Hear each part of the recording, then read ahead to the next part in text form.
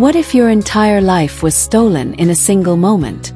Imagine being a child, torn from the arms of the only person who ever loved you, sold to a wealthy family to become a living doll for a spoiled little girl who wanted a toy that could cry, break, and obey her every whim. This is the heart-wrenching story of Lily, a 5-year-old girl whose innocence was shattered in a glittering mansion that hid a dark secret. What happened behind those polished walls will leave you in tears, furious, and on the edge of your seat. Stay with us until the end, because this tale of cruelty, courage, and redemption will reveal a truth that could change how you see the world. Don't look away. Lily's story is about to unfold, and it's one you'll never forget. In a city where skyscrapers kissed the clouds, there lived a woman named Victoria Sterling, known to all as Madame Gold. Her wealth was legendary, her name whispered in boardrooms and feared in the streets. Madame Gold had built a financial empire from nothing, her ruthless ambition carving a path through the world of business. But beneath her icy exterior, there was one thing she could not control: her 10-year-old daughter Celeste. Celeste was no ordinary child. She ruled the Sterling mansion like a tiny tyrant, her every wish granted before the words left her lips. Her bedroom was a shrine to excess, shelves lined with dolls from Paris, Tokyo, and Dubai, each more exquisite than the last. Yet Celeste was never satisfied. Her tantrums were infamous, her demands insatiable. One fateful afternoon, in a fit of boredom, she swept her prized dolls into a pile and set them ablaze in the mansion's fireplace. "I'm tired of these," she shrieked, her voice echoing through the marble halls. "I want a doll that lives. One that cries, one that obeys, one that breaks." Madame Gold, desperate to silence her daughter's rage, turned to a shadowy network that thrived in the city's underbelly. Whispers led her to a slum on the outskirts, where a 5-year-old girl named Lily lived with her blind mother, Eliza. Lily was everything Celeste wanted: delicate, soft-spoken, with eyes that held the weight of 1,000 unspoken dreams. She was perfect, a living doll. But what would you do if you were a mother, blind and powerless, watching your child being ripped away? Would you scream, fight, or collapse in despair? For Eliza, that moment was coming, and it would change everything. Lily was Eliza's world. In their tiny shack, where the roof leaked and the walls sagged, Lily was her mother's eyes, guiding her through the darkness with her small, calloused hands. They had nothing but each other, surviving on scraps and the kindness of neighbors. That morning, Eliza had snapped at Lily for wanting to beg at Mama Rosa's shop, a place that forced the child to scrub floors for a single meal. "I can't bear to see you suffer," Eliza had whispered, her voice thick with guilt. Little did she know, a far greater suffering was about to descend. As the sun dipped below the horizon, a black van screeched into the slum. Men in dark suits stormed the shack, their faces as cold as stone. Lily clung to her mother, her tiny fingers digging into Eliza's arms. "Mama, don't let them take me," she cried. But the men were merciless. They pried Lily away, tossing a wad of cash at Eliza's feet as she screamed, her hands clawing at the air. "Please, not my daughter," she begged, her voice breaking. The men didn't flinch. They shoved Lily into the van, and the engine roared to life, drowning out Eliza's cries. Eliza collapsed, her hands scraping the dirt where Lily's footsteps had been. The money lay untouched beside her, blood money, a cruel mockery of her loss. She sat there, blind and broken, whispering Lily's name into the night, praying for a miracle that seemed impossible. Can you imagine the agony of a mother who can't see her child's face but feels her absence like a knife in her heart? Eliza's world had shattered, but Lily's nightmare was just beginning. The van rumbled for hours, carrying Lily to a world she couldn't comprehend. When the doors opened, she stood before a mansion that seemed to touch the stars. Its walls gleamed like polished glass, its gates towering like the jaws of a giant beast. But the beauty was a lie. The air inside was cold, the maids' faces blank, and the chandeliers loomed like threats above. Lily was dragged through the grand doors, her bare feet slipping on the marble floor. She longed for the warmth of her mother's touch, the familiar roughness of their mat back home. Instead, she was met by Celeste, the 10-year-old queen of this glittering prison. Celeste's eyes gleamed with a cruel curiosity as she circled Lily. "You're smaller than I expected," she said, her voice sharp. "But you'll do. You're my doll now." That day, Lily's childhood ended. Maids stripped her of her ragged clothes, bathed her in rose-scented water that stung her skin, and dressed her in a stiff, frilly gown that felt like a cage. They tied ribbons in her hair and painted her cheeks with powder, transforming her into a porcelain figure. "Dolls don't speak," Celeste snapped, placing Lily in a corner of her room like a forgotten toy.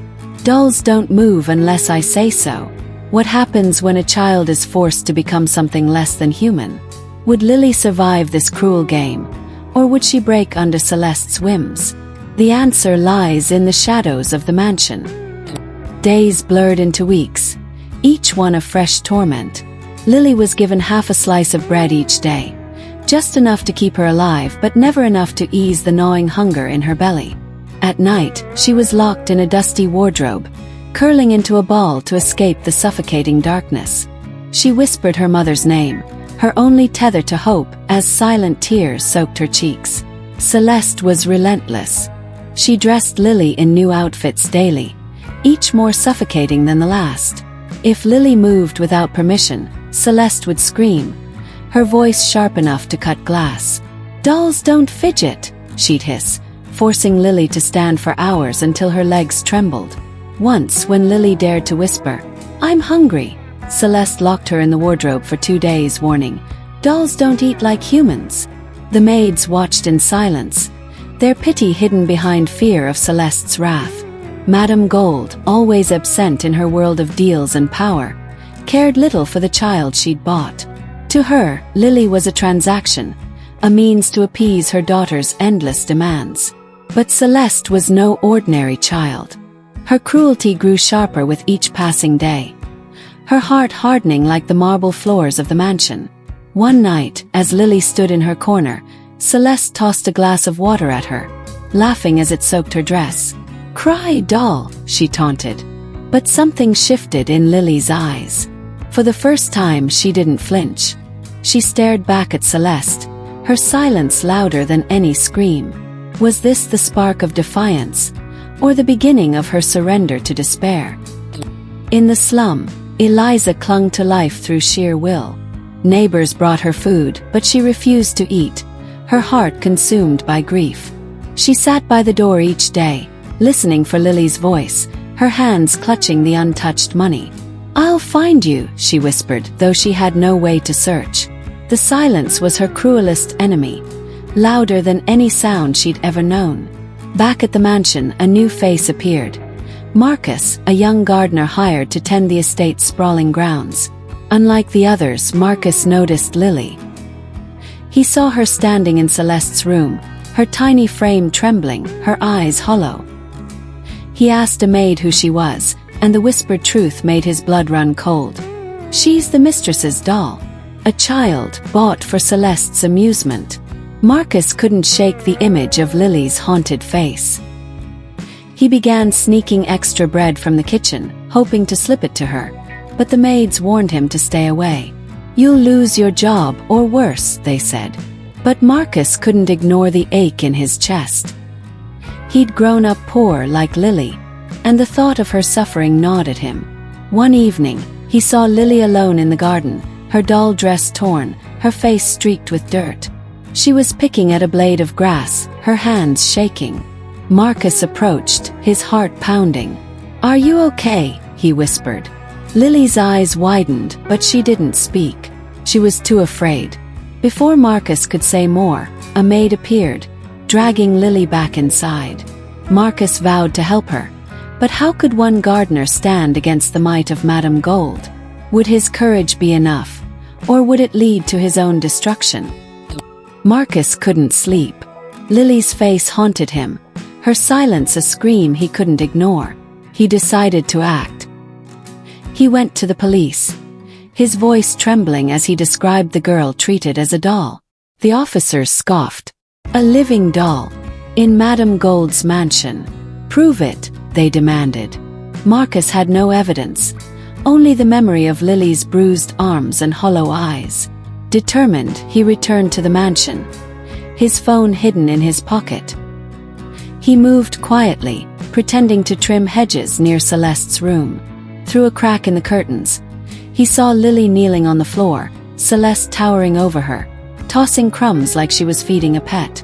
Marcus's hands shook as he snapped a photo, his heart racing.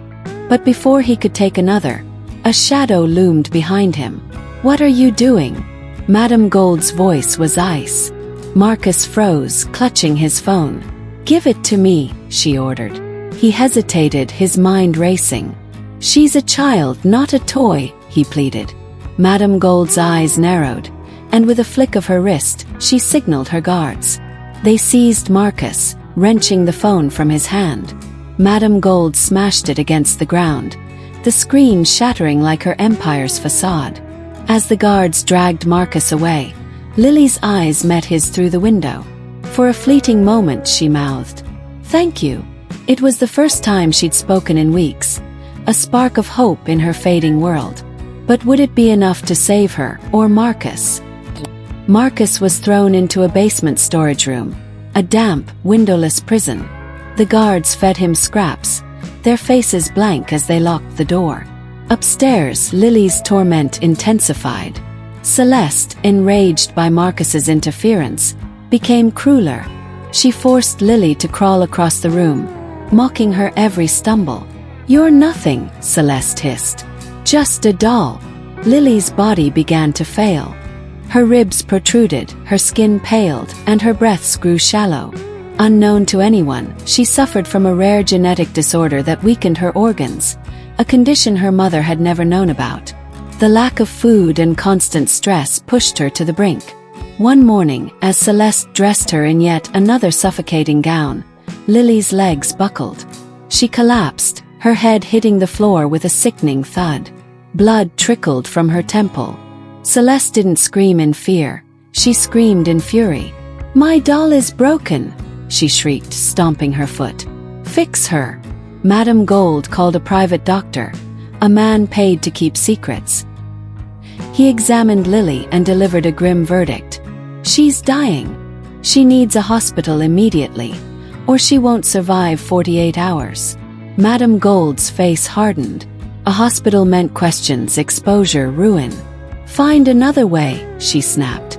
The doctor shook his head. "There is no other way." Would Madame Gold risk everything to save Lily? Or would she choose to protect her empire at the cost of a child's life? The answer would shock even her. That night, under a moonless sky, Madame Gold made her choice. She ordered her guards to drive Lily to a desolate bush path far from the city. They laid her frail body on the cold earth, her breaths barely audible. "She won't last till morning," one guard muttered. Madame Gold's eyes were stone. "Then let her die," she said, climbing back into the car. Back at the mansion, Celeste was inconsolable. "Where's my doll?" she screamed, hurling vases and tearing curtains. A maid tried to calm her, but Celeste grabbed a letter opener from her desk, her eyes wild. In her rage she lunged, only to trip, the blade sinking into her own chest. Madame Gold's scream echoed through the mansion as she rushed her daughter to the hospital. But it was too late. Celeste was gone. As Madame Gold sat in the hospital, her world collapsing, a journalist named Sarah was trailing her.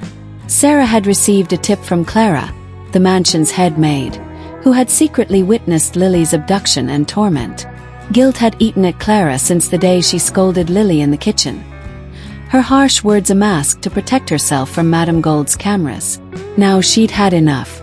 She told Sarah everything, and when she learned of Lily's abandonment, she guided Sarah to the bush path.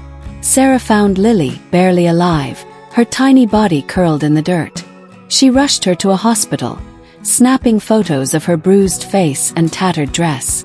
The images went viral, the headline screaming, "Billionaire's cruelty exposed. Child used as living doll." The nation erupted. Protests filled the streets, demanding justice for Lily. The president, moved by a documentary about her ordeal, declared a national emergency. Lily was airlifted to a top-tier hospital. Her mother Eliza by her side, clutching her hand. "I'm here, my love," Eliza whispered, her voice breaking. Doctors discovered Lily's rare condition, a genetic disorder requiring a stem cell infusion from a biological parent. Eliza, tested as a match, agreed to the procedure despite her own frail health. The surgery was a success, but the miracles didn't stop there. A specialist examined Eliza and found her blindness, caused by an untreated infection, was reversible. With government funding, she underwent surgery. When the bandages came off, the first thing she saw was Lily's face, smiling weakly from her hospital bed. They embraced, their tears a testament to their unbreakable bond. But what of Madame Gold?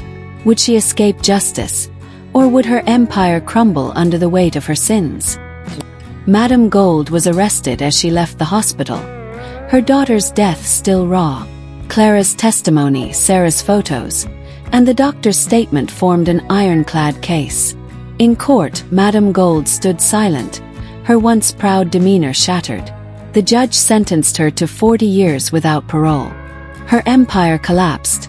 Board members fled, stocks plummeted, and her name became synonymous with cruelty. In her cell, Madame Gold whispered regrets to the walls. "If I'd loved Celeste better, if I'd taught her kindness." But her words were empty, her empire dust. Lily meanwhile thrived. The president granted her and Eliza a new home, a car, and a full scholarship. Lily became a symbol of resilience, her story inspiring books, films, and a national campaign called Every Child Matters. Years later, as a law graduate, she stood on a stage, her mother watching proudly. "I was a doll once," she said, her voice steady. "But I am human. I'm free. And I will fight for every child who's been silenced." The crowd roared, their applause echoing her triumph. In a final twist, Marcus was freed from the basement, discovered during the police raid. He attended Lily's graduation, tears in his eyes as he clapped for the girl he'd risked everything to save. Their eyes met and Lily whispered, "Thank you," closing the circle of courage that had set her free. Thank you for joining us on this incredible journey through Lily's story, a tale of heartbreak, resilience, and the power of one voice to change the world. Let this be a reminder: every child deserves love, protection, and a chance to shine. Share this story, reflect on its lessons, and ask yourself, how can we protect the voiceless in our world? Hit that like button, subscribe, and let's keep spreading hope together. Until next time, stay compassionate, stay curious, and never stop fighting for what's right.